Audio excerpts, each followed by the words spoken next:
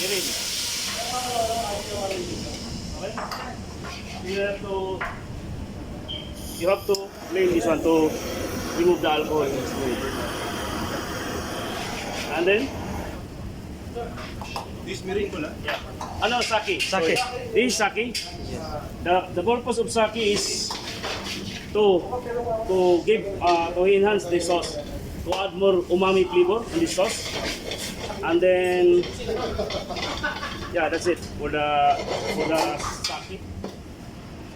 And after putting sake, after remove the alcohol, the spirit of alcohol, so you can put the mirin.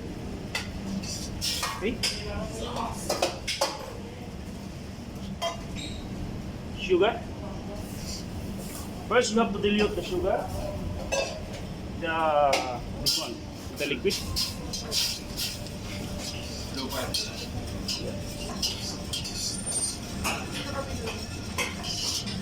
Dito na po natin. Uy, motherfucker. All low fat. Low fat. Because we don't have to burn our sauce.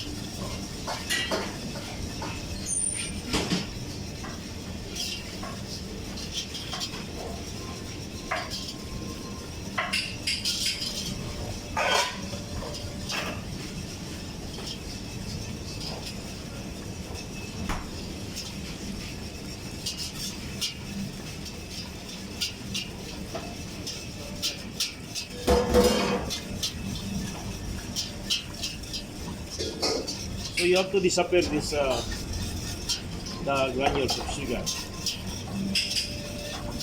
And after disappear, you put this one. White miso.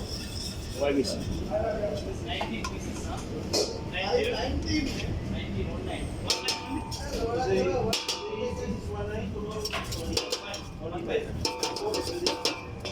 Then you make high fire. After that, the next year. 1 week, no? 1 week, zero.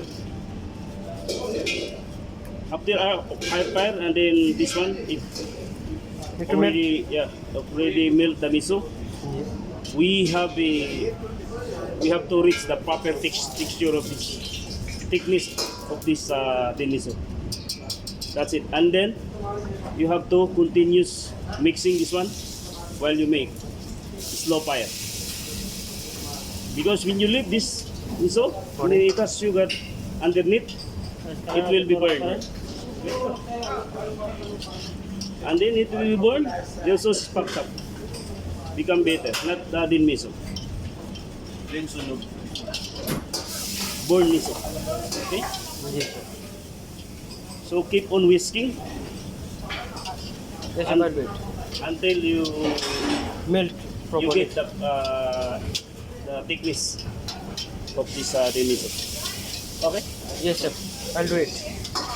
After, the lump of this miso already disappear, right? Already Totally dissolved. totally dissolved. So you have to reduce to low fire. Okay? Very low, like this. Simmer. Simmer. And you're not using this. You're using this one to scrub this On the side. side, and then at the bottom, like this. Okay? Yes, chef. And mix. This is proper way to make the miso. Okay? Yes, chef.